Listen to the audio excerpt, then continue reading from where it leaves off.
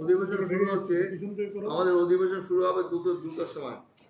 আমাদের রবি চৌধুরী রেফারেন্স এবং আমাদের বিজনেস অ্যাডভাইজারি কমিটির রিপোর্টটা যেটা পেশ করা হবে, এটার পরেই আজকের অধিবেশন শেষ হবে।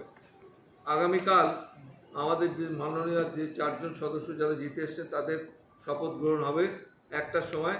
তাছাড়াও আমাদের resolution under rule 169 on the issue of national eligibility come entrance test অর্থাৎ NEET, তার উপর আলোচনা, ওইটা রেজলিউশনটা মুভ হবে।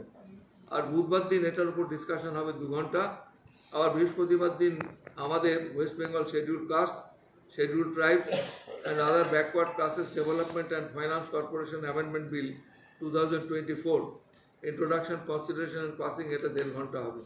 আর শুক্রবার দিন আরেকটা রেজলিউশন মুভ করা হবে যে 3টে নতুন আইন হয়েছে ক্রিমিনাল জাস্টিস ডেলিভারি সিস্টেম, তার উপর প্রথম দিন 1.5 ঘন্টা হবে, দ্বিতীয় দিন 29 তারিখও এটা নিয়ে আলোচনা হবে 1.5 ঘন্টা। আপাতত এইটুকু আমাদের বিজনেস আমরা নিচ্ছি। তারপরে 25 তারিখে 2টোর সময় আমাদের বিয়ে কমিটি আবার মিটিং হবে, ফার্দার প্রোগ্রাম জানাবো। রাজ্যপালের কাছে আমি যা বলার রুলিং ওখানে বলে দেবো, আপনারা ওখানে সব উত্তর পেয়ে যাবেন আপনাদের প্রশ্নের।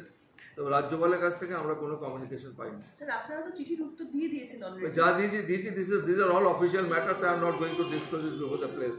Whatever I have to say, I will say in the house. You will get all the answers in the house. Okay, sir.